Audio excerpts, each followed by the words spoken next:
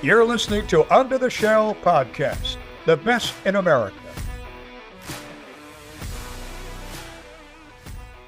Welcome to Under the Shell, presented by Testudo Times. I'm Brendan Wyche. Sam Jane. Michael Howes.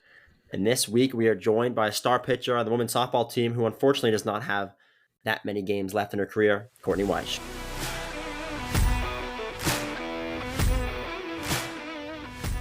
To get us started, at this point in the season, you've appeared in 25 games. It's the third season in a row you've reached that mark. What types of things are you doing at this point in the season to keep your body in peak form and still able to perform at a high level? The first thing is prioritizing my recovery. So obviously pitching a lot in different situations, whether they're high pressure, low pressure, regardless. Really having to focus on the stretching, a lot of yoga that I do every day, and just keeping my physical in check as well as my mental. So doing things outside of softball that bring me joy as well. So making sure that I'm still keeping the sport lots of fun so I'm able to compete at a high level every single time. And just taking care of myself overall so that way I can be the best version of myself for my team. What are some of those things outside the field that you get into that, kind of keep your mind off it, like you said? My favorite thing is actually to go to the gym. And sometimes that's not always possible, just giving my body a chance to recover. So something else I really enjoy doing is actually going to the golf range and just the driving range is just kind of freelancing, swinging at the golf balls with the clubs. And I'm not the best at it, don't get me wrong. But it's a lot of fun and just a big stress reliever for me.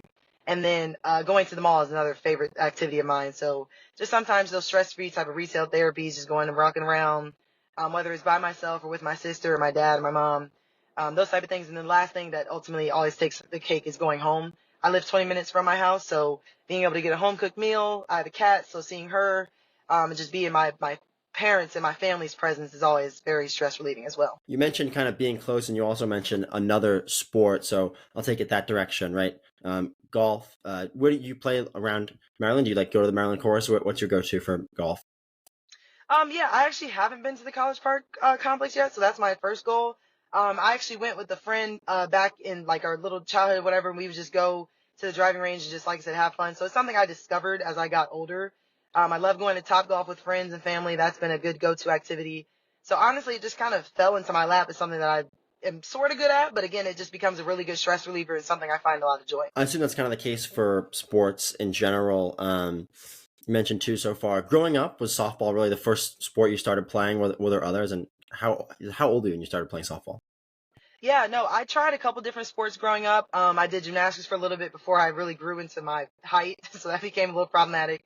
And then both of my parents actually played basketball. So ironically enough, I just did not get the genes and or the talent to be good at basketball. So they were not too pleased when I decided to put that down and pick up the softball. And the real reason is because three of my older cousins all played baseball. So growing up, they live in Texas. So we would go down there, watch their games and try the little inflatable activity things. And so I used to throw into them. And the guys that worked at them were like, she needs to be playing softball. Like she's really good at it, natural talent, that type of thing. So I started playing when I was 8 years old, and I always played up. So I was 8 playing on 10U, 9, 10 playing on 12U, that type of thing. And then I didn't start actually pitching, though, until about 10 and 11. And I started actually pitching, teaching myself how to pitch. So watching YouTube videos, seeing other pitchers going to games, things of that nature. And I didn't have my first true pitching coach until I was 11 going on 12. At what point in that process did you kind of realize that, softball was really the sport for you and that you wanted to, continue maybe after you were 11 and 12 and continue into college and beyond? Yeah, no, I realized as soon as I started pitching that this was going to be where my passion lied. When I first started, I bounced all around the field. I've done everything except for catch at some point in my career. My height just never allowed it. So when I first got into the circle and really discovering the art of pitching, the talent it takes, the skills and all that, I knew that this was something that God called me to do, and I found a quick joy in it. So it was like I said, a lot of fun when I was younger.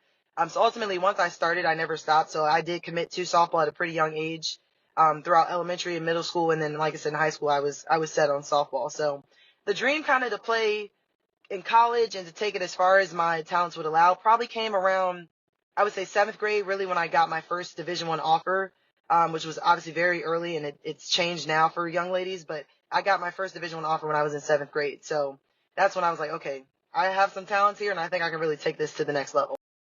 7th grade is ridiculously early. Do you remember what school that was from? Yes, the University of Missouri was the first offer. I mean, it's kind of crazy to imagine you're 6 years away or 5 years away from doing something, and you're already getting recruited. Do you just remember what it was like to be like, people want me to go to their college and I haven't even been to high school, I haven't even been to eighth grade? Like, you're at such a different point in your life. Do you remember just kind of understanding how crazy it was to get an offer at that age?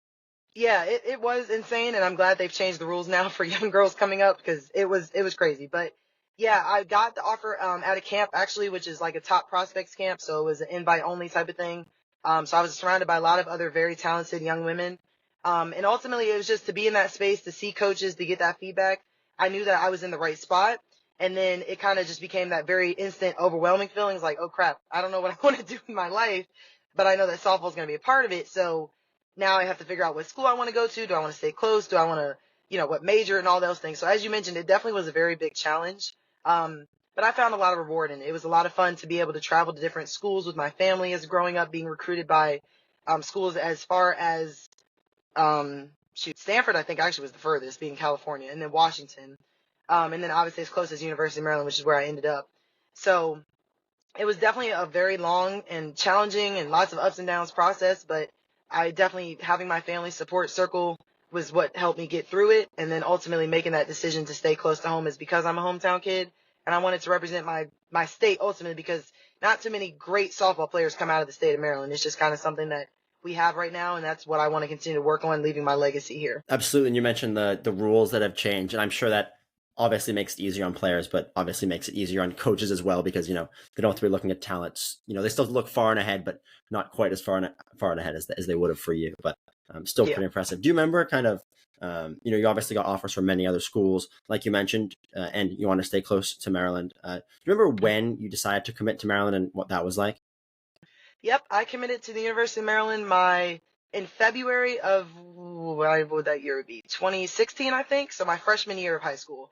And I narrowed it down to, what was the last? NC State, Maryland, and I think, UVA, Virginia. Those are my last three. So again, kind of in the general geographic, not too far, but just far enough kind of with those other two. And I knew that, like I said, aside from my family being one of the reasons, the coach at the time was a really big impact as well. And then just kind of seeing the team evolve over the years was something that I found exciting. And then I decided that I wanted to go to a school where I could make an impact rather than going in and kind of building on it. I wanted to create it and then build on it. So I knew I had an opportunity to do that with Maryland, and I was grateful to be able to do that over the course of my career here. And again, like I said, it was a journey that was the foundation point of committing that early. So then throughout high school, I didn't have as much to worry about, but I still wanted to perform at high levels. So that way people understood that this is what I was being able to do with my talents and my passion. You mentioned some of the, coaching and getting recruited previously. I would imagine that happened a little bit, or maybe it didn't happen a little bit this past season with obviously new coach Lauren Karn coming in. Were there any thoughts you ever had of, possibly entering the transfer portal or leaving? And what was that kind of process like when you heard there was a new coach and, there was a decision? You'd obviously already graduated Maryland at that point. Yeah, so unfortunately, I've had that happen twice because the coach I committed to back in ninth grade, she was not here when I got here as a freshman. And so then it happened again, like you said, after I graduated my undergrad, then he was here still finishing my fifth year. So unfortunately, I've been through a lot of trials and tribulations with the coaching changes and everything. And yes, the answer to your question is I did think about putting myself in the transfer portal and seeing what else was out there. But ultimately, I have built a foundation here at the University of Maryland outside of my own playing. I've been blessed to be able to start my own pitching business, which is called Spin, Speed, and Snap. So I teach young girls not only the mechanics and the skill sets of pitching, but also instilling in them that confidence and that you can follow your dreams no matter where pitching takes you. I've started that business, and I also have my family business, which my dad started, which is called the MRHA Lions. And we're a travel ball organization, which has reached out to young girls who maybe never thought they could play travel ball and only thought rec was their only option. But we're an organization that focuses on giving them other options to show them the greater softball world outside of the state of Maryland. So ultimately, over COVID, which was really unfortunate, obviously, for the world, but I tell people it's the weirdest thing that actually changed my life in a way that I never would have imagined. So having those opportunities is really what kept me here, and being able to grow that foundation outside of my own playing. It showed me that my true purpose is to inspire these young girls that are coming up with the talent that they have as well. In terms of coaching softball pitching, you mentioned the program that you started to give back and teach pitching. What do you think the hardest thing for young girls who are trying to learn how to pitch in softball? Like, what do you think the hardest thing to teach them is? Understanding how their body works and understanding that pitching is not just, oh, I throw the ball over the plate. It actually takes the skill and the mechanics for each, what your arm's doing, what your left arm, right arm, left leg, right leg. It's that connection piece. I think that's the hardest part, especially for younger pitchers, when they're taught at such a young age just to get it over the plate, or, you have to throw hard or do all these things. It's pitching has such a bad stigma where it's either like you throw hard, you're really good, or you spin the ball really good, and you can only be successful those two ways. That's not true. So my biggest thing is teaching all my girls that whatever their talents they have, they can take those to whatever level they want to, as long as they work hard and understand how to do it. What's been like the, average age of girl you've coached? Is it like high school? What's like the target audience you've been reaching out to? The average age, I would say, is probably about that middle school range, so 12 to 11 to 13 roughly. But I have worked with girls as young as 8 years old and as old as freshmen in college, so 18, 19. So I definitely have, and trust me, that was hard to figure out that I was capable of doing that. But it's definitely been a lot of fun figuring out how to teach all different ages, all different styles, all different experience levels.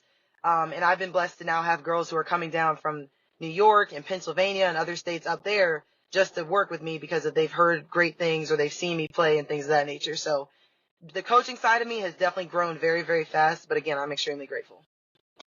Yeah, that makes sense. And I have to assume, like, going forward, coaching is something you want to continue to pursue. Is that correct? Yes, I look to pursue growing my business to be nationally known one day. That's my ultimate career. And then, like I said, growing the travel ball business so our girls continue to experience different things that I got to experience at a young age. And then ultimately playing professional is another one of my main career goals. What coach do you think for you, or if there was any, kind of inspired you or really wanted you to become a coach? Because I think oftentimes, you're going to have someone in your life who pushes you that you say, like, I had a coach like this and now I want to do the same thing. Was there a person like that for you? Yeah, I would say my travel ball coach who I had for a good chunk of time, somewhere between that middle school, high school range. But Coach Greg, my Wagner's travel ball coach, he definitely is a big first person that comes to mind, inspired me to wanting to be a coach because he got me out of my comfort zone. That was the first thing. And then really showed me how to work with different kinds of players ultimately. Because growing up, I was like a very outgoing, but also inward type of kid. So like I was very energetic around people I was comfortable with. But the minute I was in a situation not so comfortable, I kind of crawled back into that shell. But he taught me how pitching could get me out of that shell, and then ultimately how I could use that to then help others as well. Because there were definitely times when I was younger, that 14, 15 range, where younger girls would come up and be like, hey, can you show me how to pitch or whatever, and things like that. And again, I didn't think anything of it at the time. But he would tell me to go pursue those type of opportunities. So definitely he's the first coach that comes to mind. But I've had many coaches throughout my career that have definitely played a large role that I'm very grateful for as well. In terms of, you mentioned it a while back in the interview, but staying at Maryland with your family, having them be able to come support you at games, that's obviously something you were thinking about so many years before you committed to Maryland. But in your mind, kind of how has that played out? And are you thankful for the decision that they've been able to see you play? And has that been a meaningful thing for you? Yes. The short answer is yes, 1,000%. Having my family in our home stands every single time I pitch is something that I can't trade in for the world. My mom and dad sit right behind the backstop in the black chairs area. My grandpa has his spot where he has his lawn chair that he pulls out and sits right on the third base line up in the bleachers. And when my grandma is able to make it, she'll sit back there as well. So, and it's been like that my entire career. My parents and my grandparents have put in all the work, the money, the time to get me to this spot. So having them be able to reap the benefits of what they put in, I get out there, I perform every single time for them as well. And even when they're able to travel to some of the states that we've gone to and different places and all that, like I said, I'm extremely, extremely grateful. Yes, they mean a lot to me. You said that was kind of the same thing throughout your entire softball career, like they would come to your game, like your travel games, and when you're in high school as well? Yep, we were rolling. The whole family, my sister would be the first one to tell you she probably loves and hates the amount of trips she's been on because of my softball career, but definitely we have gone to a lot of different places. We've flown to California. We drove to Missouri one time, which is a very long drive. We've gone to Atlanta several times. And like I said, it's been the whole family. My mom, my dad, my sister. And then sometimes my grandpa would make the trip. But obviously, him and my grandma being older, it's just easier for them to come straight 20 minutes up from their house as well. So the fact that they're getting older and still able to see me play at this level has been extremely, extremely a blessing. In terms of traveling for softball, and I know you know this, but the 2028 Olympics obviously is going to have softball. Is that something you've considered? It is years away, but Is that something you've kind of had in the back of your mind, trying to get to that point? Yes, my hope to go professionally this summer is definitely going to be the launching pad to getting to that ultimate goal. But yeah, I've had as soon as I found out the 2028 Olympics was going to host softball again, I knew that that was my ultimate end goal as far as that, if my career could reach a level, that's where I want to end at. So I'm extremely grateful that that's going to be there. And obviously it's also in LA. So it's again a little closer for my family to travel to, hopefully. But yeah, from here on out, once I finish my collegiate career, I'm putting all the work in that I can possibly do to get to that point. Ultimately, yes. So what's the plan? You mentioned it, the collegiate career is unfortunately ending for you soon. So what's the kind of plan in professional, like what are your plans this summer going forward specifically? Yeah, it's quite a few different avenues. I'm not entirely sure where I'm going to end up, but I'm definitely excited to get to travel more for softball. And I think the thing I'm most excited for is just to meet new people and to really see what this professional world holds, meeting a lot of different talented women who have been doing this for a lot longer. So I kind of fall back to being a little bit of a rookie and a beginner in this world. And that's something I'm excited for. It's going to be a change and it's going to be challenging, but I'm up for it. And I think that all the adversity I've went through up until this point in my journey is going to allow me to get through some more of that adversity.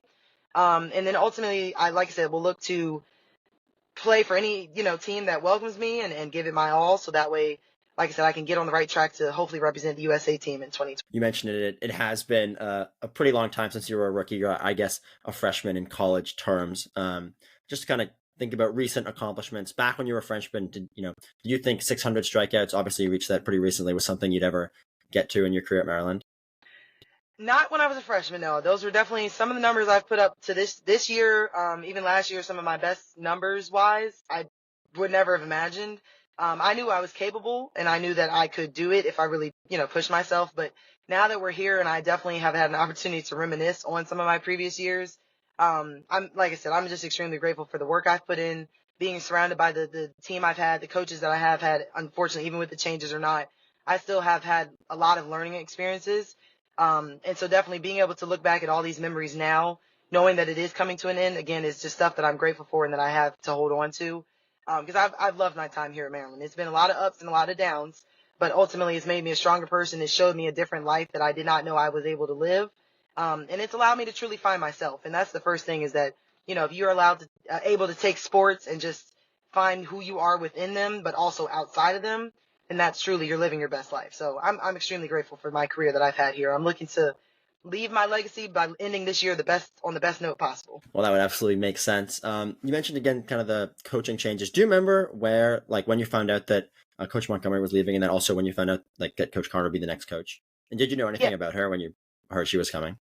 No, I did not know anything about her when she was announced as the new head coach. And I was actually coaching a tournament for my 16U travel team out in Richmond, Virginia when I found out the bad news about Coach Montgomery. So, yeah, bad timing to say the least. But I was, again, knowing that Coach Montgomery instilled a lot of great things in me, and he ultimately made me a much stronger player and person. He's somebody I definitely hold true to my heart as being one of my favorite coaches also. It was, again, experiences that I wouldn't trade in for the world. And then when Coach Carter and I met, I knew it was going to be a different experience. But again, I was excited to take on the challenge. I was excited to see what she was going to do for the program. And she and I have communicated great over this entire year, figuring out what we can do for each other, how she can make me better, how I can enhance, what I was already working with. And then ultimately us getting this, our number one goal is, again, get to the Big Ten tournament and then see how far we can take it. So definitely have been grateful to get to know her as a coach as well as a person.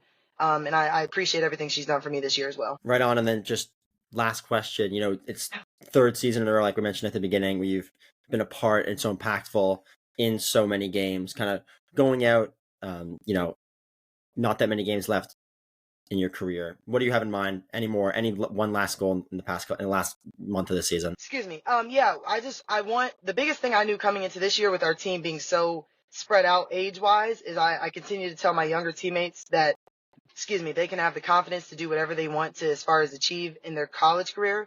To definitely not take that time for granted, but to absolutely just give it your all every single chance you get. So that's the first thing is I wanted to leave my impact on my younger teammates, especially the freshmen as well as the sophomores, because they're still new to all this and they don't realize that it goes by as quickly as it does. So that was the first thing. That's still the goal that I have is to leave them in a great spot as freshmen, better than how I was found as a freshman.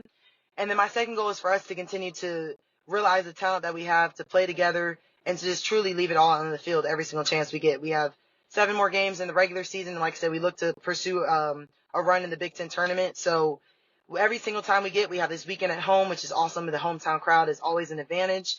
It's just to give it our all, to go out there with your passion, your fire, trust each other, trust yourself, and then, like I said, just absolutely go balls to the wall, because my career is coming to an end. Theirs is still growing. But again, my number one goal when I was coming into this year was to leave this place in a better spot than I found. Right on. Well, it seems like we'll probably be doing more than impacting just the teammates as you go along in your playing and coaching career as well. So, Courtney, thank you so much for joining us. Thank you. I appreciate it.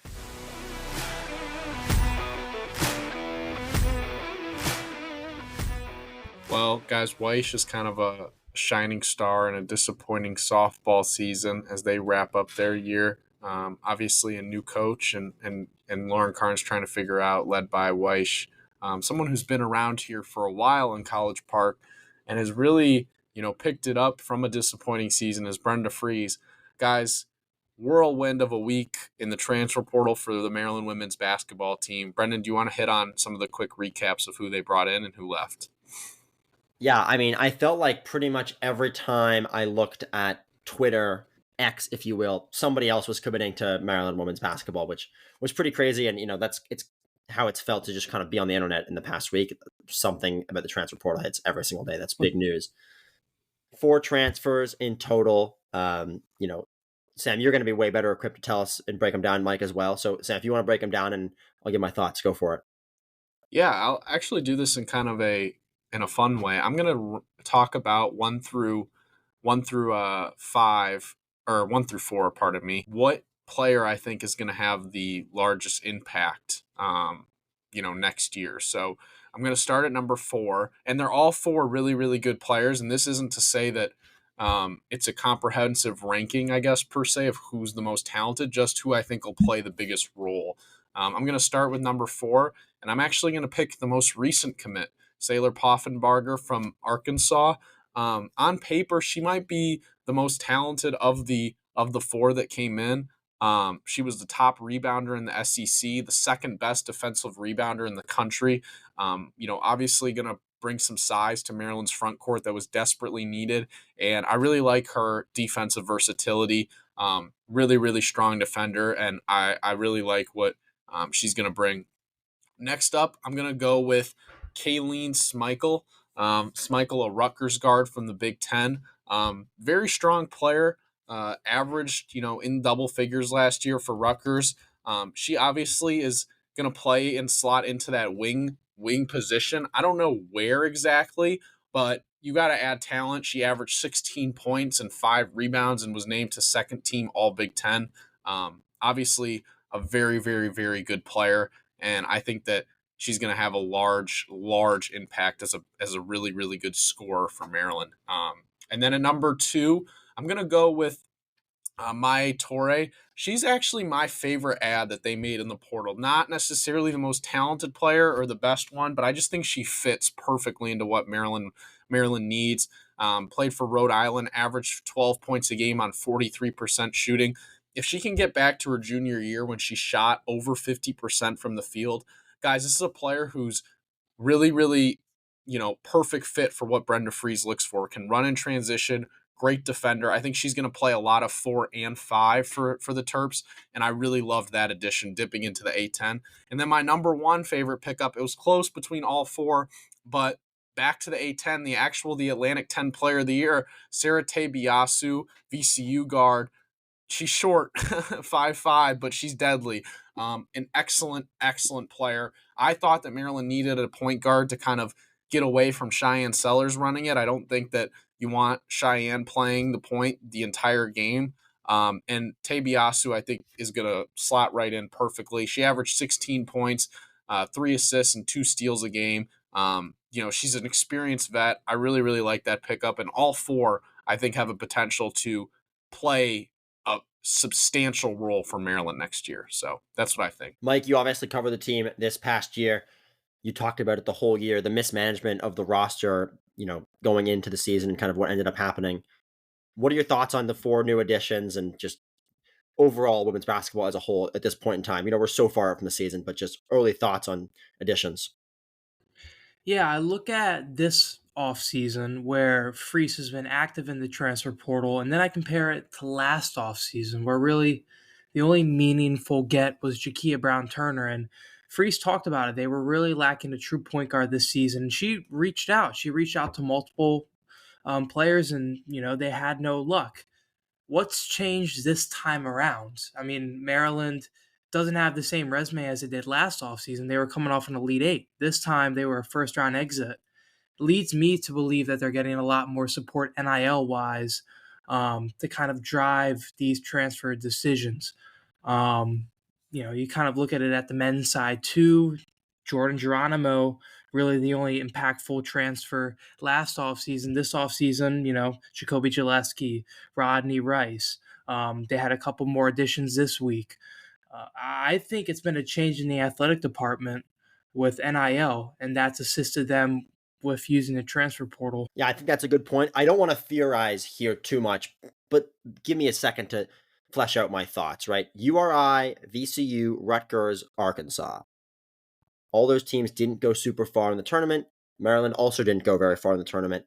Unlike they did last year, just, less time to recruit and less time to get those players in the transfer portal.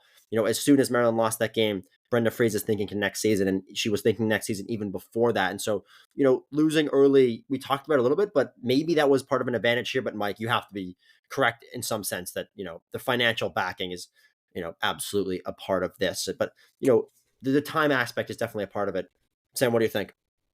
Well, yeah, just to kind of point out too, Brendan, to your point, none of those teams made the NCAA tournament last year. So I think they're clearly trying to get, to a more competitive home. And I think both of what you guys said adds to the mix. I don't think that it's one big thing, right? Like, I don't think Maryland's offering crazy bags like some other schools, but I do think their NIL is in a better spot than it was last offseason from everything I've heard.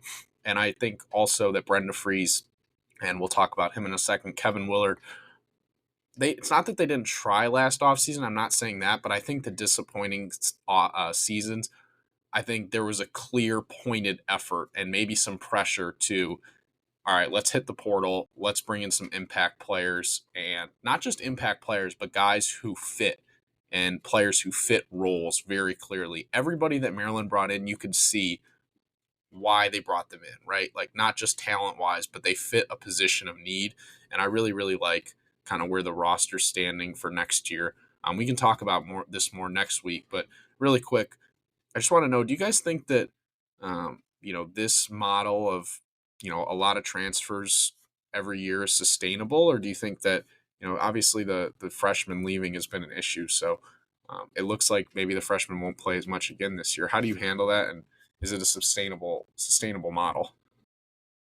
I think, like you said, it clearly shows that the freshmen probably aren't going to play all that much. But the thing I would point to is look at the two teams that were in the national championship. Look at Iowa and look at South Carolina.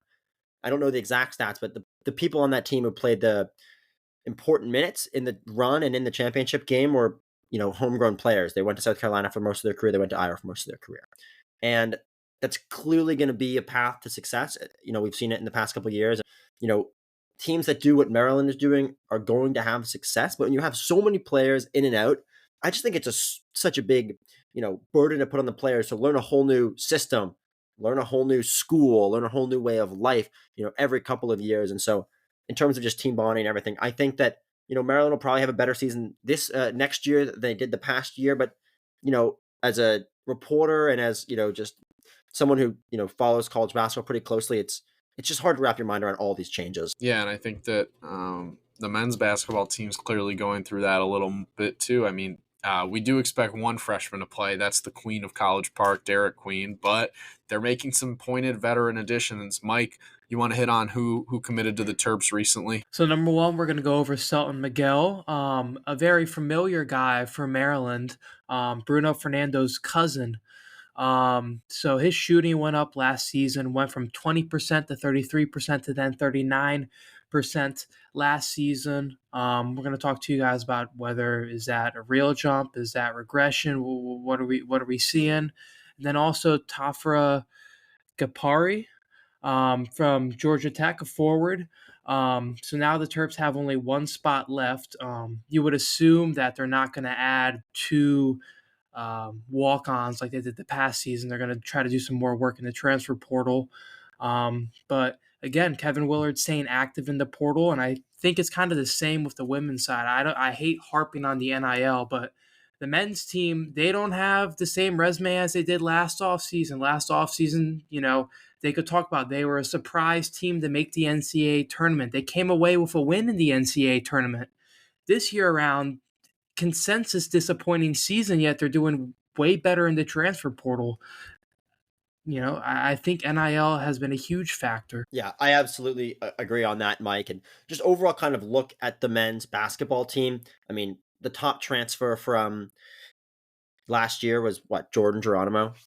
Like, not that big of an addition, really. So obviously there were more spots to fill this year, but overall, I think that Gillespie will probably have the biggest impact, but these two players are also, going to probably play very meaningful minutes. And if you look at their stats from last season, it looks like all these guys will probably be getting meaningful minutes. And, obviously that's why they're going to transfer, but it'll once again just be interesting, I think, as we get closer to the season, which is still far and far away, just how much freshmen will play and how much they'll be able to make an impact. I mean, Derek Queen, obviously you'd think he'd be a big impact player, but, what we saw with Kevin Willard this past season, it's hard to know how big of an impact freshman will have on his roster. What do you think, Sam? I really like the Miguel pickup. Really, I think fits kind of that three-piece spacer, that type of thing. The one thing I want to caution, like Mike said, that the percentages he outlined were 3-point shooting percentages. So he went from 22.5 his freshman year to then 20 his sophomore, 30 his junior, and then 39% last season. So that's nearly a 6% jump between year and a 19% jump from his freshman to senior year. Now, he took a lot of tough shots, and I think he is a good shot maker. The question is that last year just an aberration? Is his shooting going to go maybe regress a little bit? I still think if he's in that 36 to 37 range, that's perfectly okay. But if it falls back to 33 or 34, I think that his impact is going to be marginalized compared to if he's shooting it like how he did last year, which if he does, I think he's an instant starter and a pretty nice piece for the Terps. It's the exact person that Maryland needed last year. That's for sure. And if he goes up 6% again, he'll be the best shooter in college basketball, but that is extremely unlikely to happen. Before we move off of basketball, quickly give me who you think, if season started today, who's your starting five if you're the coach, if you're Kevin Willard? I guess I'll start. So you're going to have DHS, Derek Queen, Juju Reese, Jacoby Gillespie, starting point guard, and then Rodney Rice. I think just the shooting there we talked about, is it regression? Is it not? I think Rice is a proven shooter from three, and the Terps would be lucky to have that, especially since they lacked that the past season. I'm going to go in a better order than Mike, and I'm also going to change my answer. I'm going to go Gillespie, DHS, Miguel, Queen, Juju. I just think that Rice as a bench scorer, I think, would be really, really nice, and he's a little less proven than Miguel. I also want to add Jordan Geronimo is going to have a way better role next season that's going to fit his abilities.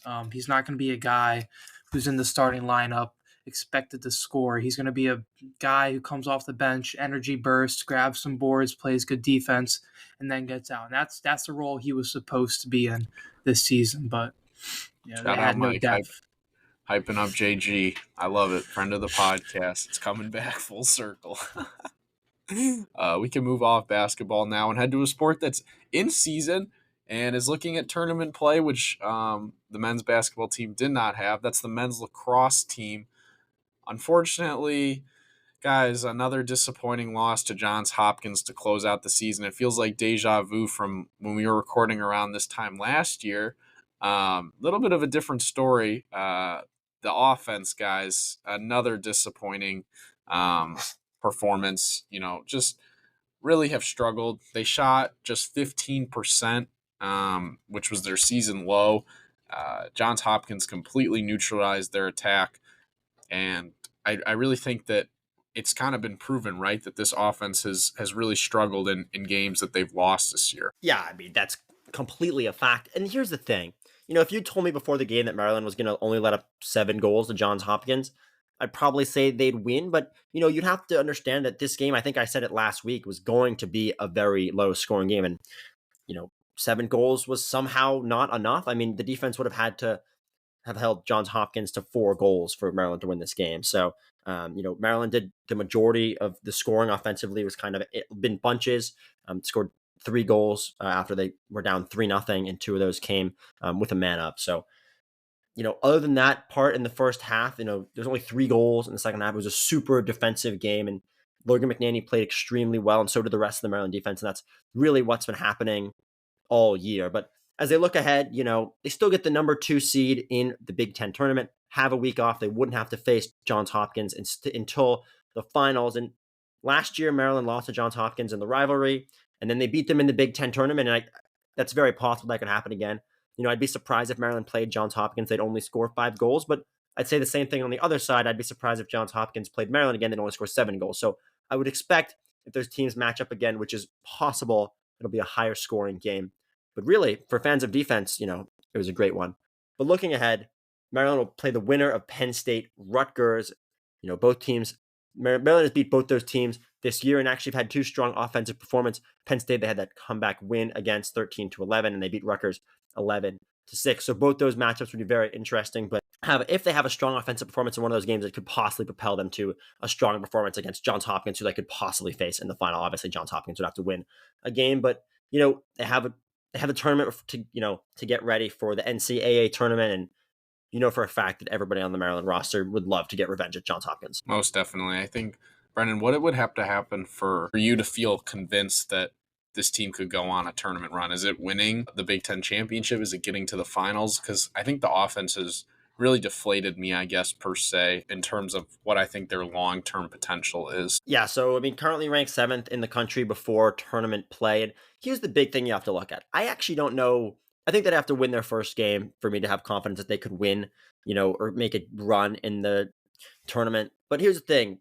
If they have a strong defensive performance, they could probably beat any team in the country, and they're going to be competitive in every game. But being competitive in every game does not mean they're going to win every game, or doesn't mean they're going to win or even be close to winning every game. It just means that they're going to have a chance when they step on the field against any opponent. And the big thing with that is, to answer your question, Sam, it has to do with how the offense plays. They look coherent. Are they getting good shots on goal? And are they, getting scoring chances? If that happens, I don't think it matters if they win or lose in the Big Ten tournament. That would give you a little bit of confidence that they could, make a run. But without a high-powered offense, they're going to be trying to win games by 2 or 3 goals against some of the best teams in the country. And I just think that's not really been the recipe that Maryland lacrosse had at least 2 seasons ago when they won the national championship. And that was clearly a recipe for success in the tournament. So, this team's success really comes down to the offensive performance. And if they can get it together, then, maybe they can make a run. But in my honest opinion, I don't think that this is going to happen this year for their offense. I don't think their offense can come together. Yeah, I tend to agree. But the women's lacrosse offense, they're a little bit better per se. They haven't really played a game in a while, so we're just going to kind of give a quick preview of what their schedule looks like upcoming. They're the 3 seed in the Big Ten tournament. They'll play Rutgers at home on Saturday in a crazy busy Maryland sports day. They play the winner of Penn State and Ohio State in the semifinals. We've talked about their games against Penn State and the Buckeyes in the past, so you can go listen to prior episodes. I think this team's probably poised to make a run to the finals and then meet either Michigan or Northwestern, and we'll see what happens there. I think you'd like to play Michigan probably because Northwestern just seems to have Maryland's number, but we'll talk about when we get to that. So exciting times in College Park for the women's lacrosse team. I think their seeding actually worked out really well for them in the Big Ten tournament. They don't have to face Michigan. They don't have to face Northwestern. In my opinion, those are the 2 best teams. Rutgers at home, that should be a pretty easy win for Maryland. And then they beat Ohio State, and Penn State, they want to get revenge against. But that Penn State game, I think I could see another pretty close game. Here's something to keep in mind. Maryland has not lost away from College Park. Michigan has not lost away from Ann Arbor. Both teams will not be at home in the Big Ten tournament. So, we could see something's going to have to break there. And it's kind of odd that Maryland's played well on the road, and it's kind of odd that Michigan's played well on the road. So, yeah. something to keep in mind. But I think Maryland will make it to the finals of the Big Ten tournament. I think they'll lose to Northwestern again. Statistically, Maryland is going to make it to the championship of the Big Ten tournament, but Northwestern's just too good. Yeah, the game against Michigan was awesome. That was a really fun game to watch. I watched the highlights. And moving on from women's lacrosse, not really easy transition into this one. So we'll just say that we're going to the Diamond, the baseball team. At the time of this recording, they just wrapped up. Mike, is this the baseball team's most impressive win of the season, beating James Madison, coming off the heels of getting absolutely dog wiped at Nebraska? Pardon me. They did lose at Northwestern. They did too. lose to Northwestern too. I mean, it's a huge win for them. It's a statement win. It's the second win they've had this season against James Madison. Both times entering the game, James Madison was a top 25 RPI team. So that was their third quad one win this season. They only have two more quad one games left, a 2-game set at Boston College. So it's really critical for them to pick up games like they did today, especially since they're in the middle of a 4-weekend skid. So it hasn't all been pretty the past 4 weekends, but to pick up even just one win at Nebraska the past weekend, and then to get the win at James Madison today James Madison has just been huge for them. Shouldn't James Madison have known exactly what Maryland was going to be pitching? Pitching? What do you mean? Shout out Ice Cream Scoops. I believe the pitching coach. Is that wrong, Mike? What? Didn't the pitching coach used to work at James Madison? Oh yeah. So I didn't catch what you were saying there. Yeah, it was Jimmy Jackson's homecoming today. He talked to me on the phone earlier this week and told me the only time that he'd been in the imposing dugout at James Madison was when they hosted the Sun Belt Conference tournament, and James Madison had to play as the away team. So definitely a little weird for him to be on the other side of the diamond today, but a good job by the Terps. Especially by the relief pitchers today to pick up the win. We were going to do kind of a deep dive into maybe what's gone wrong with the team, and I think their win bought them some time from that. But I don't want to go away from how kind of disappointing the Nebraska performance was. That's another Big Ten series loss. Really quick, Mike. It seems like this team's tournament hopes are probably vanished, I would say. Do you think that there's any way that they can find a way back into the tourney other than, winning the Big Ten tournament? They're definitely still in it right now. They're the second best team in terms of RPI in the Big Ten. They're ranked number 41 as we're recording right now at the finishing of the James Madison game. And they have a bunch of top 70 RPI opponents remaining. They got Illinois coming up this week, who's towards the top of the Big Ten. They got Boston College. And then they also have, they have those two big series, and they also close out against Penn State, which should be an easy conference series, but it's hard to say that amid the skid. But I definitely wouldn't say their postseason hopes has vanished. It might come down to the Big Ten tournament, though, and they might have to string together a few wins. Fair enough. I just thought looking at the conference standing and seeing a team that's 6-9 and ranked, ninth in the Big Ten, probably wasn't going to be in the tournament. But what do I know? I'm not a baseball expert. So good to hear that the Terps are still battling for postseason play. One team that I can assuredly say is not going to be in the postseason unless a miracle happens is the softball team. Sorry, Courtney, we're extremely happy that you came on, but the softball team continues to struggle. They haven't won a Big Ten game since April 5th. It's a 10-game losing streak in conference. Yikes. And the season is almost over with 2 conference series remaining. Not really much to hit on with the softball team. I feel like we say the same thing every week. So we'll move off of that and head into a sport that's a little more exciting. Golf, my favorite time of the year. Brendan, we had some a host in our state for a little action. Take us through what happened with the golf team. Yeah, I mean, Scotty Scheffler's been going absolutely crazy professionally, but the Big Ten tournament was this past weekend for the women, is the upcoming weekend for the men. The women finished 7th. They were 6th heading into the final day. Ohio State finished 6th at 8 over, and Maryland was 7th at 9 over. So barely lost that 6th place finish. Patricia Makova tied for 17th along with one of her teammates at 1 over.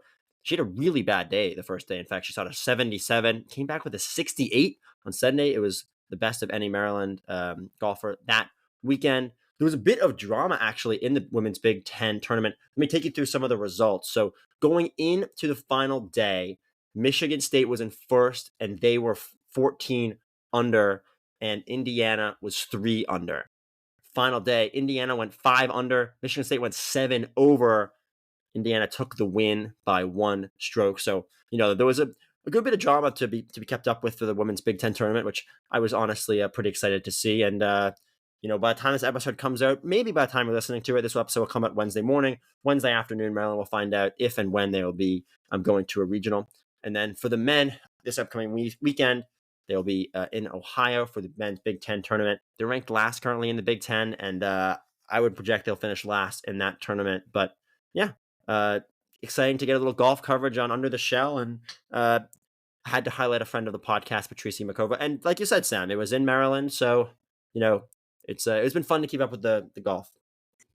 Yeah, Patrici's a friend, and so are the 2 quarterbacks that are going to be competing on Saturday in Maryland football's spring game. Billy Edwards, Cam Edge. Guys, we know those are going to be kind of the main storylines along with MJ Morris when the red and white teams take on in CQ. But is there anything in particular or anybody in particular that you guys are watching? I'll start with you, Mike, and then we can head to Brendan. We talked about it last time, but the tight end depth. Obviously, losing Corey Dyches is huge, but they still have weapons there. And we've seen in the past how crucial the tight end position is in Loxley's system and just kind of offensive weapons as a whole. So definitely be looking at the tight end depth and Preston Howard. I hate to say it, but the biggest storyline is absolutely quarterback play. And I think that was a storyline last year. Sam made a face. But, I mean, really in a spring game, what else is there to watch out for? Maybe some wide receiver play will be interesting. Personally, I have the red team. What about you guys? I'll go with the white.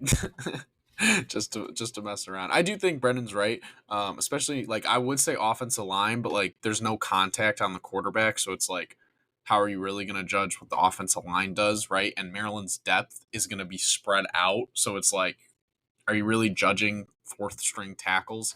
I would say I'm kind of interested to see, what linebackers we know about Hippolyte, but kind of fill the Jayshon Barham role, whether it's pass rush or also in those early downs playing the linebacker role. I'm kind of interested to see whether it's Daniel Wingate, whether it's someone we don't really know about.